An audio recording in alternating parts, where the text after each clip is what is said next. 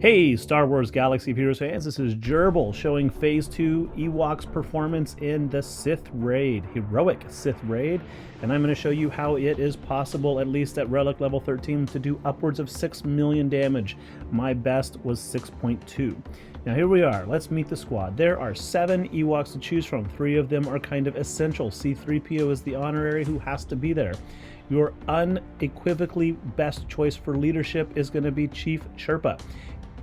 His basic attack is not the best, though it will give him some turn meter if Scion has 50% or more. His Ancestral Secrets is great, gives 20% health and retribution to the entire team. Tribal Unity is going to call all Ewoks to assist, plus a random ally who is, guess what, C3PO. That's critical. But his simple tactics is where the money is. He's going to give 20% turn meter to any Ewok who uses a basic attack. That is huge. And then when an Ewok uses a special, he's going to have a 60% chance to call another random ally into attack. Wicket is your main heavy hitter. He is so strong. His static ability, Furtive Tactics, is going to give him a 50% chance to take an extra turn, followed by a 10% chance to take a third turn, and so on. Every time he gets a critical, he also heals the team.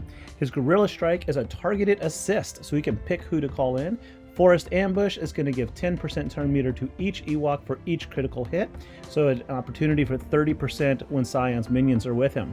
Ewok Elder is going to revive, but his basic attack is amazing. 60% chance to give each Ewok 25% turn meter and himself 50% turn meter. So when he's called in to assist, your team is going to get a lot of turn meter.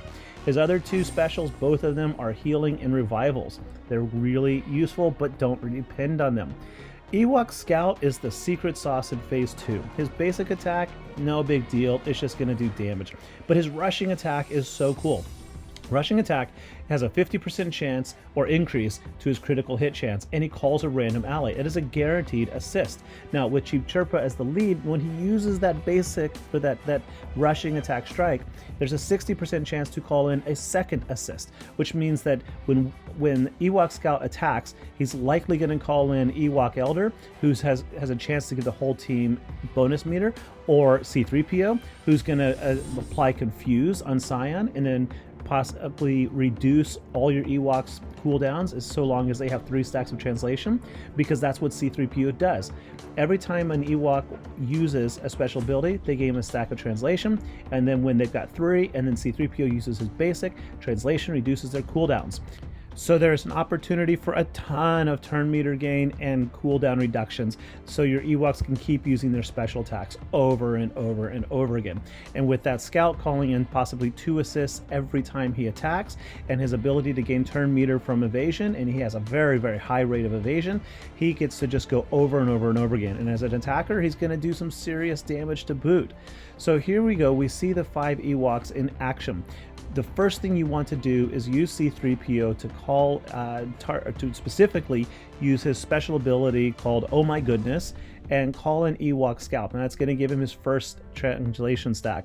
Ewok Scout's pretty quick, so he's going to get opportunities to go again and again and again, especially with everybody, Chief Chirpa or Ewok Elder, giving him that bonus turn meter. So once he's got that 3rd stack of translation, then you just want to basically have C3PO use his basic over and over and over again, dropping those cooldowns, so that Chief Chirpa uses his Tribal Unity, so that Ewok Scout uses his special attack.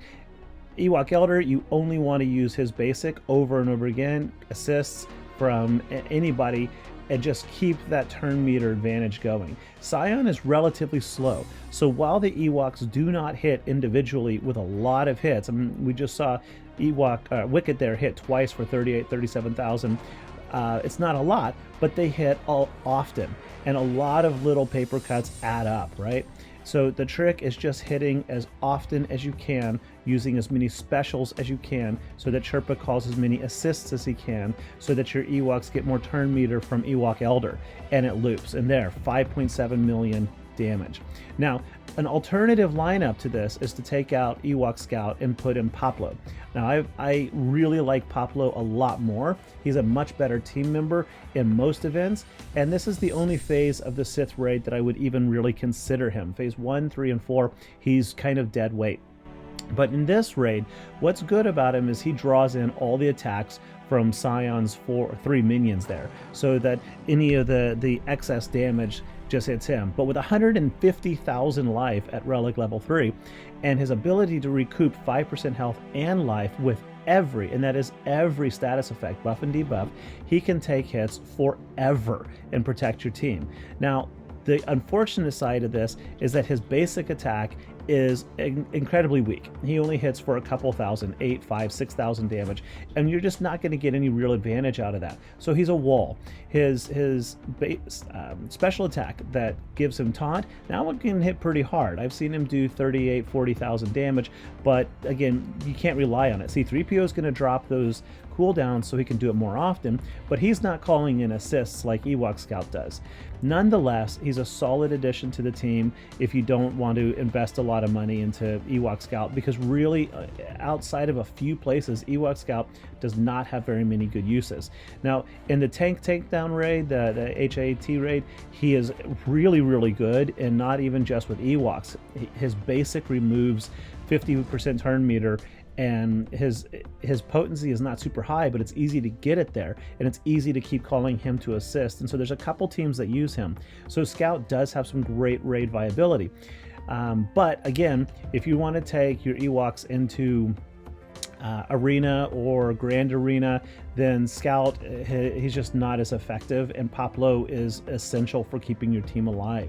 So here we can see this raid is going pretty good. They're going to last a much longer time because Poplo is absorbing all those hits. Right there where Scion is hitting for 30, 40,000 damage, Poplo just kind of shrugs that off, and then Chirpa, Ewok heal him, they give him a buff, you call him assist, he gets another buff, Scion hits him, the minions hit him, and he's getting negative status effects, which just gives him back 7,500 life and protection every single time. And so you can see right there, Poplo is taking hit after hit after hit after hit, and he is still fundamentally at full health and near full protection.